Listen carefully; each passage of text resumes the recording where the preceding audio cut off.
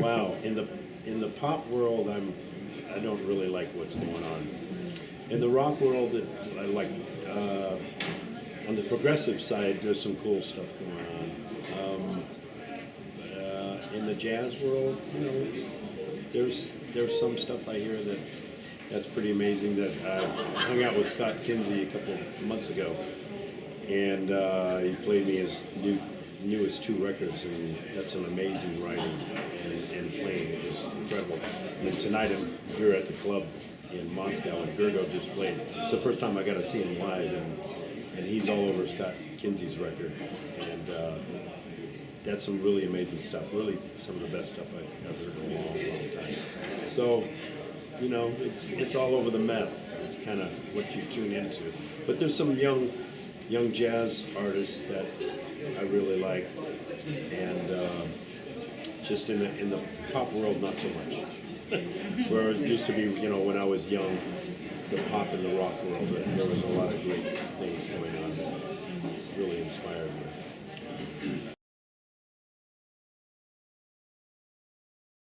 I wish we knew.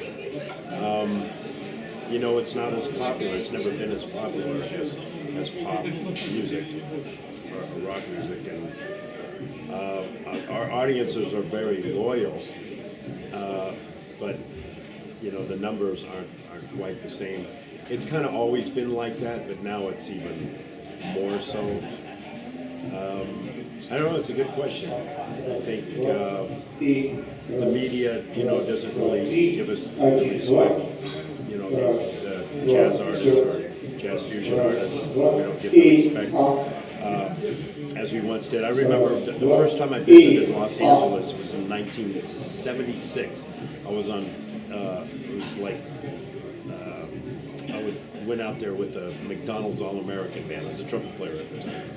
And I remember driving down Sunset Boulevard, and there was a huge billboard of Stanley Clark's School Days. You would never see that now. I mean, it was like he was equal to some of the pop artists and rock artists at the time. And I was just like, yeah, and I had just bought the record, so I was like, wow, this is great. We'd never see that now. Yeah. You would see a picture of her ass up there. Yeah, it's not really what I would like to see. And it was right by Tower Records, which closed now. I mean, all the great record stores have closed down all over the world. It's all downloads now, but the world's a different place. But actually, I've got a lot of friends who are audiophiles, and the vintage record thing is really coming back. I think they sold more LPs, records in the last year than they did CDs, which is, that's kind of cool for serious, audiophiles, because that hasn't happened in 30 years or so. That's kind of cool, but still, I mean, the internet has, of course, hurt us all the musicians that in all genres, but especially in the jazz world or fusion world, we didn't have big numbers to start with. Now we'll get like an amazing. If you sell 10,000 or 20,000 records, that's incredible. I mean, I don't know what School Days did back in the day, but it was probably more like 1 million. We actually looked it up earlier today. Not the numbers, but I think it got up to 27 on the pop charts, and like in Billboard. That would never happen. It's all, if something might get up there, maybe in the smooth jazz charts, but that's a whole other ball game too. No, just you just gotta. We're not in it for the money. I mean, otherwise we wouldn't be doing this. At least in jazz and fusion. We're in it because we love to do what we love. Who knows? Hopefully, I mean, it's always been like we've always had more support in Europe and in foreign countries than in America. The audiences. and South America. Every time I go on tour, I just came off of a 6-week tour. I was in Europe for 4 weeks with the Frank Zappa alumni band, all the guys that worked with him in the 80s. And we had some nice audience. I mean, the enthusiasm was incredible. Smaller audiences, not super huge, but most of the places we played were pretty much sold out, you know. But you know, the clubs only hold maybe 400 or 500 people. But as far as where we're going, I know it's getting harder and harder to make a living as a musician. So most of my money now, personally, and most of my friends, comes from touring rather than recording. Where in the previous years, I used to record all the time. I have several jingles a week, several records a month, and that's I still do films and stuff and records, but it gets harder and harder. And who knows what's going to happen now with Trump in office?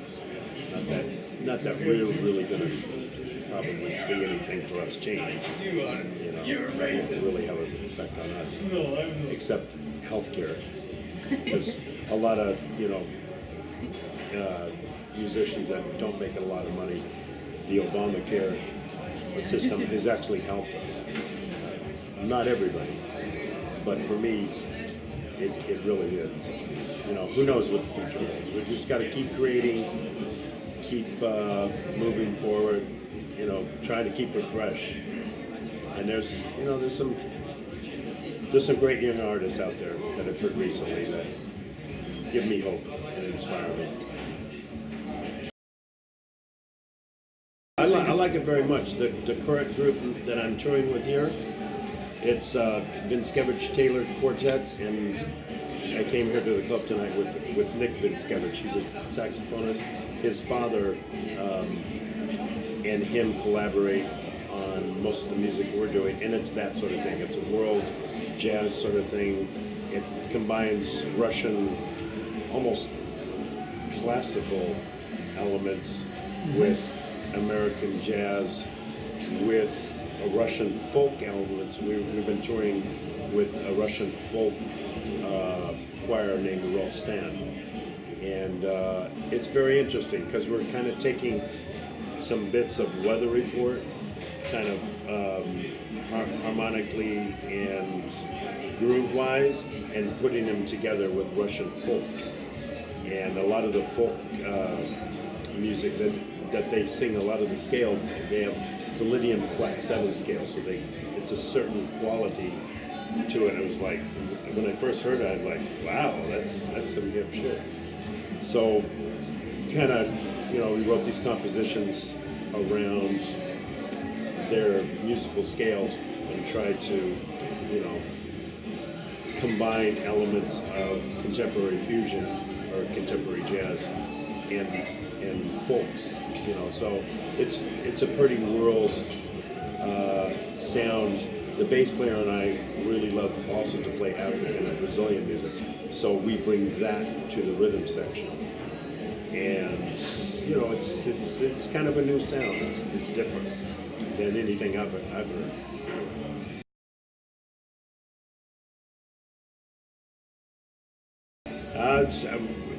It's actually Kip Reed and I, the bassist in our group here, have been pretty depressed this last week. Just really? The election just happened. The 2016 election just happened, presidential, and nobody in their wildest dreams thought Trump would win. And we're really pretty scared about it. Yeah, I mean, I'm embarrassed. Really? I'm really embarrassed. I cannot believe he got elected. It's just unbelievable. There's a lot of reasons why, but for me, he's an absolute moron. He's a racist. He's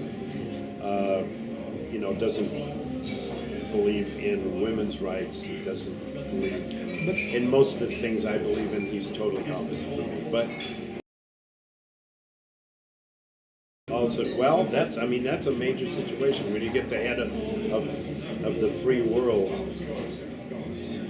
a person like that is, who knows what's going to happen. I'm praying that nothing seriously bad is going to happen. I mean, I'm really scared for world peace and for bigotry. You know, I mean, it's. I don't know what to say about it. I'm still kind of dazed. All I can say is, you know, we got to keep pushing for human rights, and hopefully, you know, we can keep uniting the world through music, because music's always been a peaceful thing, you know, and so hopefully we can be a positive presence, you know, and I don't know what to say. I'm still, like I said.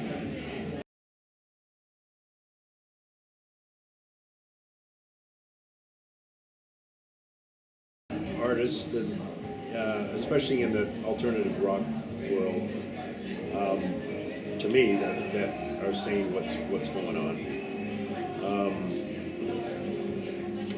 But I mean, in the jazz world, it's not. There's no lyrics, you know. Or, well, there is, obviously, in vocal jazz, but in instrumental jazz, you know, that's not really an issue. But I think, you know, I think there's going to be more and more. Like here in Russia, you have Pussy Riot. They're very vocal, and not everybody agrees with, you know, what they're saying. But you know about them. We know about them.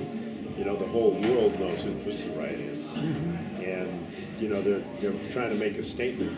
And I think, especially now, the state of the politics in the United States, I think more and more groups are going to come out really against the establishment. I mean, I feel like I want to do something more in that vein and really be more vocal. We have to be, because this is ridiculous what happened. Anyway, sorry, I went back to the election. Yeah.